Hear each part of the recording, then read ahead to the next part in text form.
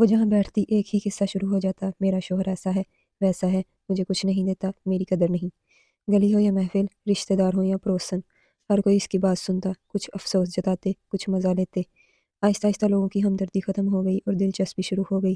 اب لوگ کہتے، آج کیا نیا سناؤ گی؟ کوئی اس کے شوہر کا مذاق اڑاتا، کوئی بات آگے بڑھا دیتا۔ عورت سمجھتی رہی لوگ اس کے ساتھ ہیں، مگر حقیقت یہ تھی وہ محفل کی کہانی بن چکی تھی۔ گھر میں شوہر کی عزت ختم، بچوں کے کانوں میں باتیں پہنچنے لگیں، اور ایک دن شوہر نے تھکے ہوئے لہجے میں کہا، میں تم سے ہار گیا ہوں، لوگوں سے نہیں۔ اس دن اسے سمجھ آیا، لوگ دکھ نہیں سنتے، وہ تماشا دیکھتے ہیں۔ اسلام کی روشنی میں بیوقوف عورت کی 8 نشانیاں۔ نمبر 1، راز خانہ کو عام کرنا۔ اسلام میں میاں بیوی کے معاملات کو چھپانا عبادت ہے۔ جو عورت ہر کسی کے سامنے شوہر کی شکایت کرتی ہے، وہ اپنے ہی گھر کی ستر پوشی ختم کر دیتی ہے۔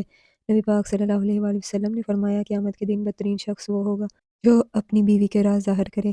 نمبر 2، شوہر کی بے عزتی کرنا۔ اسلام عورت کو عزت دیتا ہے، مگر شوہر کی تحقیر کی اجازت نہیں دیتا۔ گھر میں عزت ختم ہو جائے تو سکون بھی رخصت ہو جاتا ہے۔ نمبر 3، ہر مشورہ مان لینا۔ قرآن ہمیں حکم دیتا ہے کہ عقل اور خیر خواہی والوں سے بات کی جائے، ہر زبان کو منبر بنا لیا جائے۔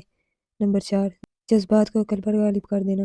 اسلام ہمیں صبر اور حلم سکھاتا ہے، غصے میں لیا گیا فیصلہ اکثر شیطان کی جیت ہوتا ہے۔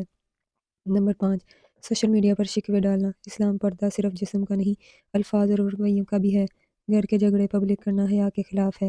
نمبر 6، خود کو بے قصور سمجھنا۔ اللہ تعالیٰ فرماتے ہیں، بے شک نفس برائی کا حکم دیتا ہے، جو عورت اپنی اصلاح نہیں کرتی وہ ہدایت سے دور رہتی ہے۔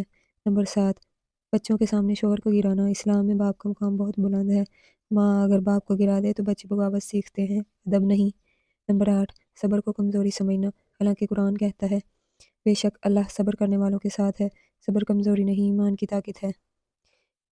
سمجھدار عورت وہ ہے جو اللہ کو گواہ بنا کر خاموشی اختیار کرے، دعاؤں میں بات رکھے اور حکمت سے گھر سنبھالے۔ بیوقوف عورت لوگوں کو سناتی ہے، مومن عورت اللہ کو سناتی ہے۔